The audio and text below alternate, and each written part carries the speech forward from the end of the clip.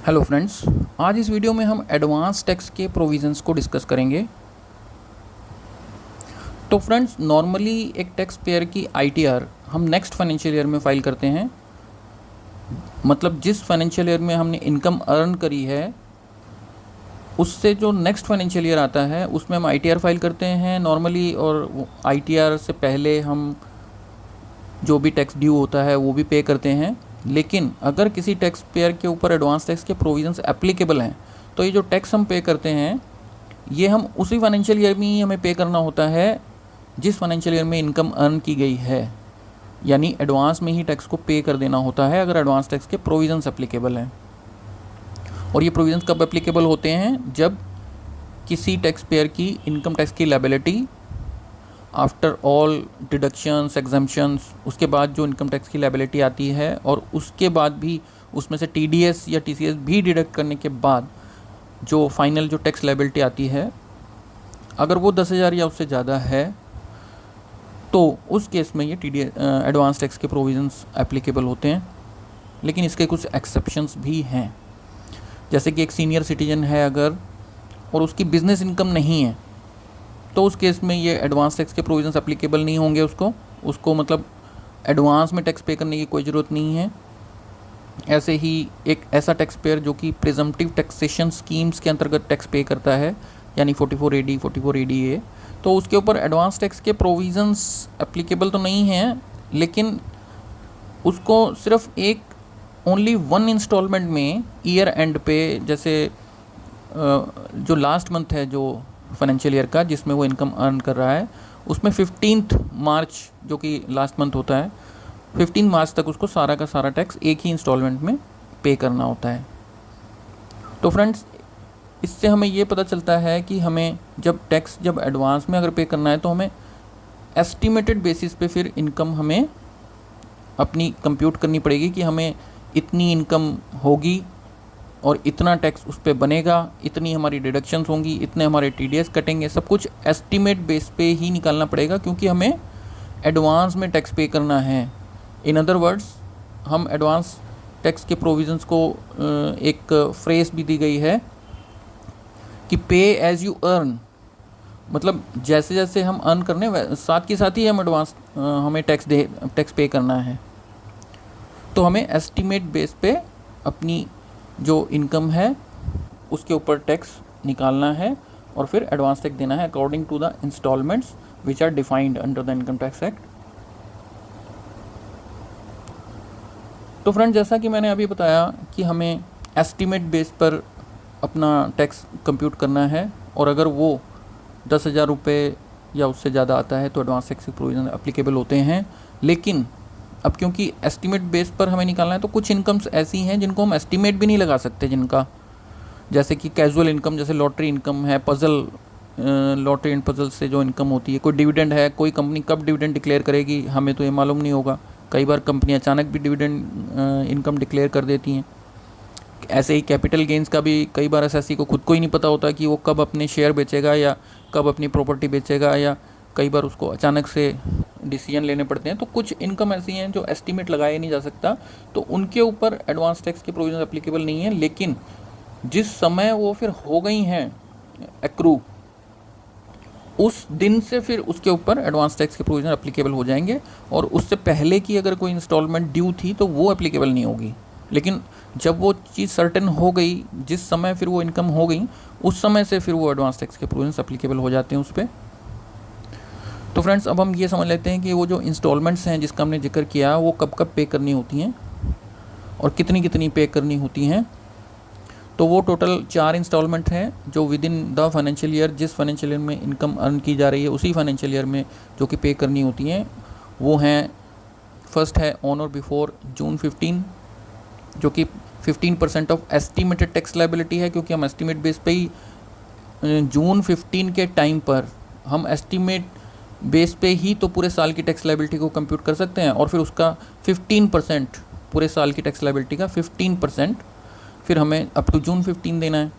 उसके बाद सितंबर 15 से ऑन और बिफोर सितंबर 15 हमें 45% ऑफ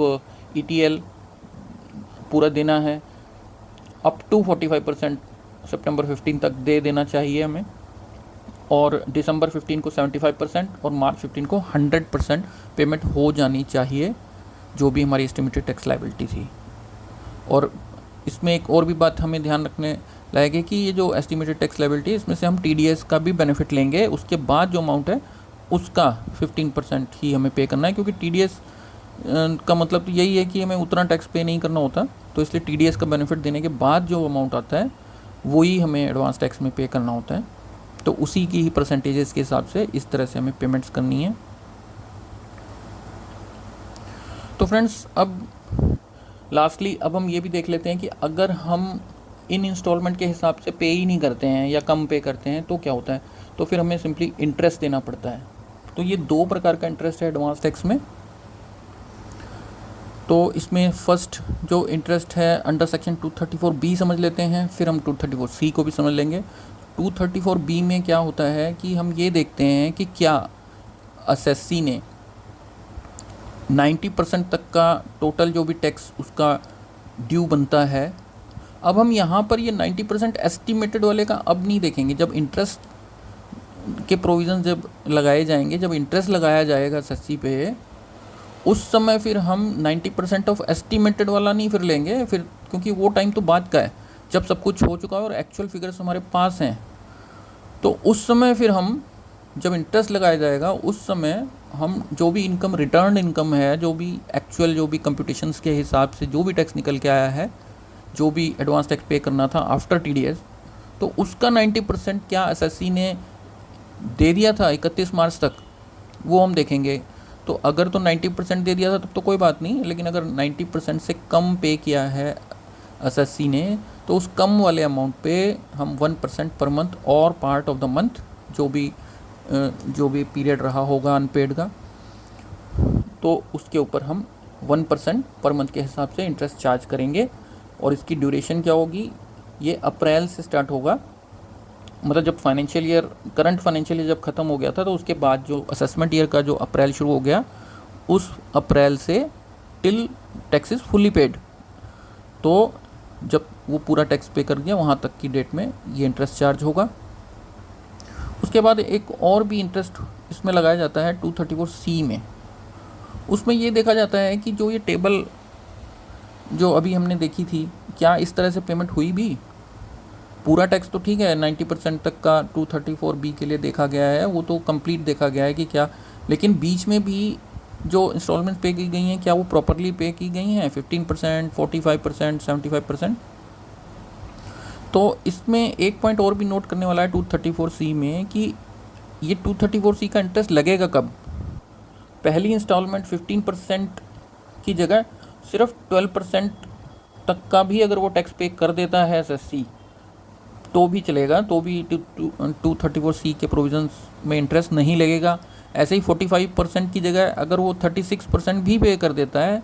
तो भी 234C के प्रोविज़न नहीं लगेंगे। वो इसलिए क्योंकि टैक्स पेयर तो अभी भी एस्टीमेट बेस पे ही दे रहा था ना उस समय। एस्टीमेट बेस में थोड़ा बहुत तो रिलैक्सेशन दिया जा सकता है, क्योंकि एस्टीमेट तो एस्टीमेट ही है, अब वो तो कोई भी 100% तो एस्टीमेट नहीं कर सकता, इसलिए थोड़ा सा यहाँ रिलैक्सेशन दिया गया है 234C लगाने के लिए। And please remember this is for applicability of 234C, लेकिन जब एप्लीकेबल हो जाएगा तो फिर वो 15% और 45% वाले अमाउंट के हिसाब से ही लगाया जाएगा। आप एक्सट्रीम राइट कॉलम में देख सकते हैं, अमाउंट ऑफ इंटरेस्ट चार्ज जो चार्ज किया जाएगा वो 15% ऑफ TRI के हिसाब से ही चार्ज किया जाएगा। जो भी ऑलरेडी पेड किए गए हैं वो लेस करके, बाकी अनड्यू जो अनपेड वाले अमाउंट पे तो फिर इंटरेस्ट चार्ज किया ही जाएगा, तो वो उन्हीं परसेंटेज के हिसाब से चार्ज किया जाएगा। और जैसा कि आप देख सकते हैं चार्ट में 3 मंथ्स के पीरियड का ये इंटरेस्ट चार्ज किया जाएगा, क्योंकि जैसा कि ये जो हमारा इंस्टॉलमेंट का है ये आप देखेंगे कि 3 मंथ्स का डिफरेंस है।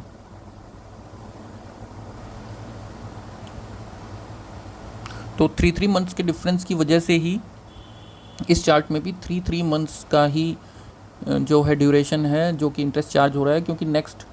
में फिर से वो कवर हो जाता है, नेक्स्ट वाले रो में फिर वो पीरियड तो कवर हो ही रहा है, तो इसलिए 3 मंथ्स का क्योंकि ऑलरेडी कवर हो गया था, तो नेक्स्ट जो पीरियड हम कवर कर रहे हैं 3 मंथ्स का, फिर नेक्स्ट 3 मंथ्स का, और फिर लास्ट 1 मंथ का ही कंप्लीट कवर हो जाता है। हालांकि लास्ट में 15 मार्च है, 15 डेज़ की जगह वो पूरा 1 मंथ का इंटरेस्ट चार्ज किया जाता है। और यहाँ पर मैं फिर से रिपीट कर देता हूँ कि यहाँ पर जो भी टैक्स, जहाँ जहाँ भी टैक्स अमाउंट है वो एस्टिमेटेड वाला नहीं होगा, वो रिटर्न्ड इनकम के हिसाब से होगा। और एडवांस टैक्स के जो प्रोविजंस हैं लगभग ऑलमोस्ट ऑल एसएससीज के ऊपर एप्लीकेबल हैं, only with the exception of senior citizen और प्रिजम्पटिव स्कीम ऑफ टैक्सेशन वाले केस में, जैसा कि मैंने फर्स्ट बताया था पहले। तो फ्रेंड्स, आई होप कि आप एडवांस टैक्स के प्रोविजंस को काफ़ी हद तक समझ गए होंगे। आई होप कि आपको वीडियो भी अच्छी लगी होगी, तो आप लाइक और शेयर भी कर सकते हैं। Thank you.